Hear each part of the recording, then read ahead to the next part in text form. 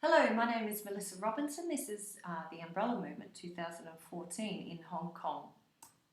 Firstly, I'd like to begin by acknowledging and paying my respects to the Whadjuk Noongar people, the traditional custodians of the land, the Bilia Buja, on which I reside, and from where I speak to you today. I pay respect to the people, country, and continuing culture. So the Umbrella Movement 2014, this analysis will talk about the Umbrella Movement itself, how it came about, who was involved, the occupation, the strategy, the demands, and the outcome, what went wrong, and what went right. And as social movement theorists and activists, what we can learn from the 2014 Umbrella Movement. So what was the Umbrella Movement? It was the name of the social movement of pro-democracy activists in Hong Kong in 2014. It involved an occupation in central Hong Kong on 3 sites and in the commercial and government district. It lasted 79 days and was triggered by the Hong Kong government's rejection of universal suffrage and electoral reform in time for the 2017 election. Who was behind it? It was a combination of groups with shared aspirations and goals for electoral reform, embracing a strategy of civil disobedience. Occupy Central with Love and Peace, 3 university professors known as the Occupy Trio, the Hong Kong Federation of Students, the Scholarism led by Joshua Wong, a new young student activist group, joined by members of the moderate political parties in Hong Kong, the Pan Democrats and the Civic Party. Now they embraced were embraced a strategy of non-violence. And as Kinman Chan said, we want to learn from Martin Luther King, from Gandhi in their approach. So just a little bit about the political context. In 1984, the agreement between Britain and China meant the handback of Hong Kong to China in 1997, involving a 50-year transition period where China would promised universal suffrage by 2017. But despite this promise and despite consultation, the government rejects the universal suffrage in 2014 and instead they're screened by Beijing. So combined this with the underlying structural problems identified by Wong and Chu, including social and economic inequality, this motivated pro-democracy activists at the time. What initiated the actual occupation in 2014? Well, for a year and a half, the Occupy Central had been engaging its 4-stage strategy of signing up supporters and included a self-administered referendum where 800,000 people, the general public, voted for a full democracy. That was in June. But this was ignored by the government. And by the end of August, the Hong Kong government rejected universal suffrage in its recommendations to Beijing. As a response, Occupy Central planned its next stage of civil disobedience, a 2-day occupation planned for 1st of October. However, students who were getting agitated and frustrated with the delays could not wait that long. So the Umbrella Movement, the occupation, was born. So out of 23rd of September, frustrated by the lack of progress, students boycotted classes. They were then detained by the police for 48 hours. And as a result, in response, 80,000 protesters demonstrated in central Hong Kong. And despite being ahead of their schedule, Occupy Central on the 28th of September announced they were joining the student occupation. That same day, police shoot first round of tear gas, first round of total of 87 rounds of tear gas. Protesters used umbrellas to shield themselves. And this heralded the beginning of the Umbrella Movement. It was an occupation of 79 days in central Hong Kong. And here we can see protesters taking cover from pepper spray with umbrellas. And we'll just talk about the umbrella symbol itself and how that came about and what that meant. Well, as Occupy Trio member Kinman Chan explains in his discussion with Amanda Tattersall, in Hong Kong, many ladies want to have white skin. So they always carry an umbrella with them to protect themselves. It is very feminist. And when they, or feminine I think he means, when they confront the police, they, the activists, only use umbrella to protect themselves. It's a symbol of peaceful circles. So a normal household item became a symbol of weak versus strong, oppressed versus the oppressor. And it got attention. And it made me think about Gandhi and his approach and how this is reflected in the umbrella movement strategy. And Gandhi said, a non-cooperationist strives to compel attention and to set an example, not by his violence, but by his unobtrusive humility. And I think the umbrella is a really good example of unobtrusive humility. So the occupation, though, itself, it took on a life of its own. It was in central Hong Kong in the three main districts. There was a massive popular response in response to the police violence, which increased support.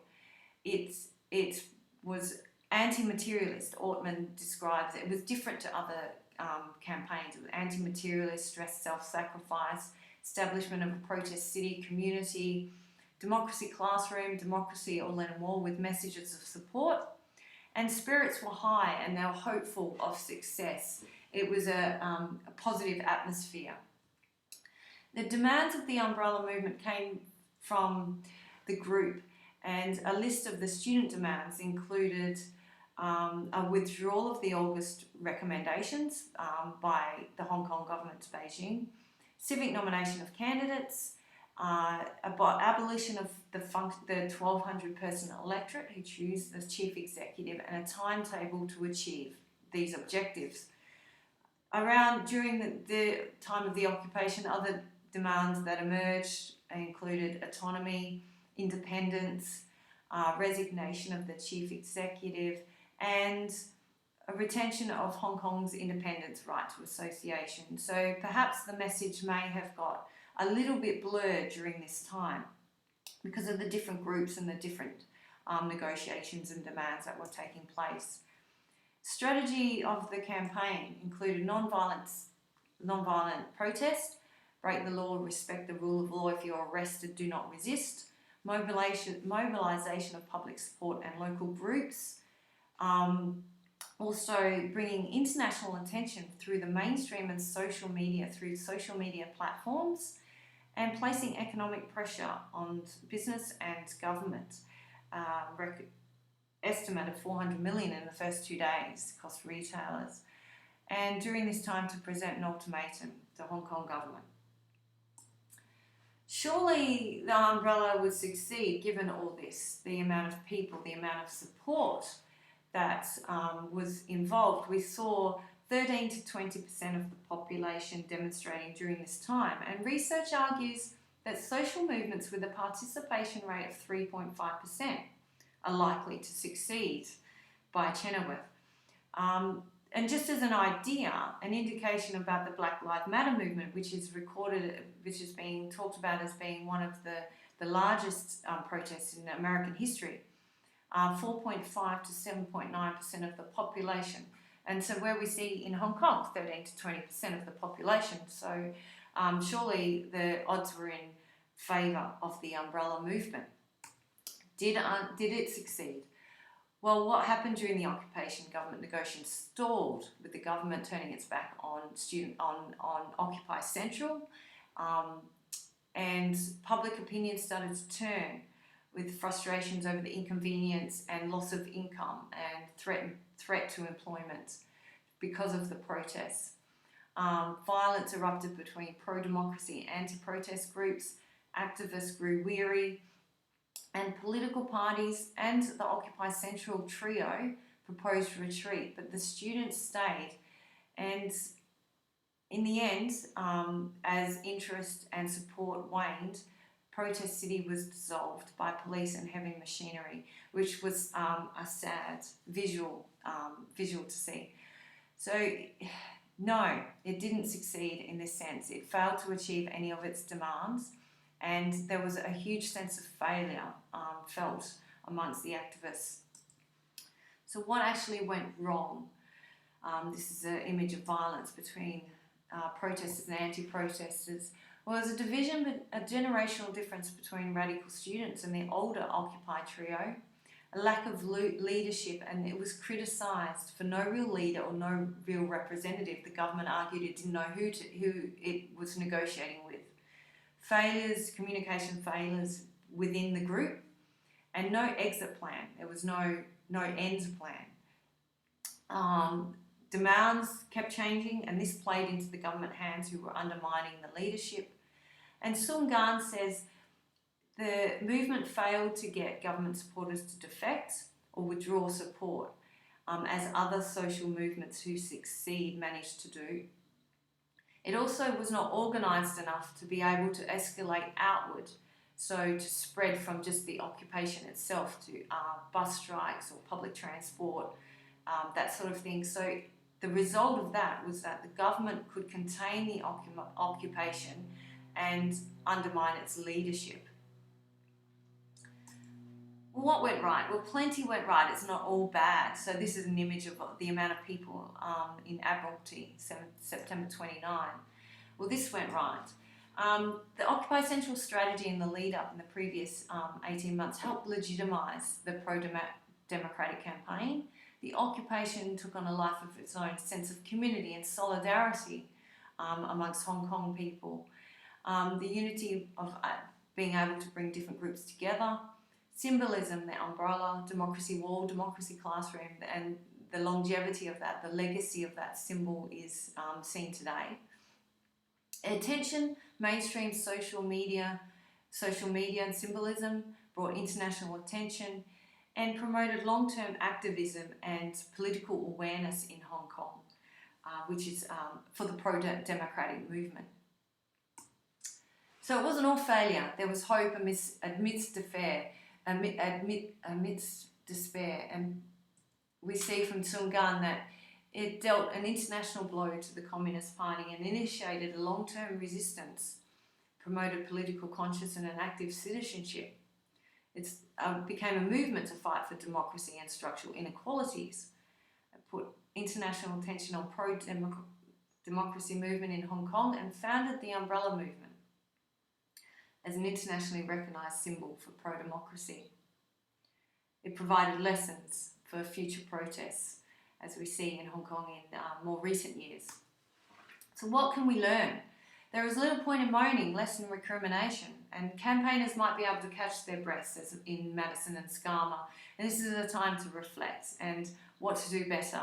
Well, for the Umbrella Movement, leadership, identify and appoint representatives to act as spokespeople, better communication, more regular communication within the group and between groups, have an exit plan and adapt your strategy to changing circumstances, consistent, defined and clear objectives. Organisation follow-up plan on what to do next, roll out, escalate strategically. Utilise the groundswell of support for benefit, not let it go to waste. Although having said that, I think the Umbrella Movement, the amount of support it got, it caught them by surprise. They didn't expect that. It was beyond their expectations.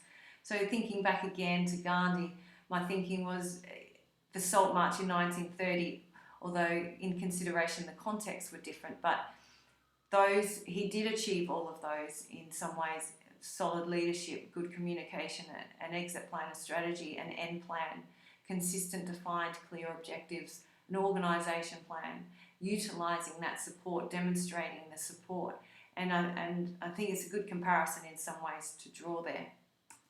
For social movements in general, it reminds us, the Umbrella Movement 2014, it does remind us of the important aspects to a movement: unity, solidarity, consistent objectives, adaptable strategy, leadership, consultation, methods of expansion, having a long-term perspective. And I think the umbrella shows us the value in symbolism. So today we talked about the occupation, what went wrong, what went right, and what we can learn.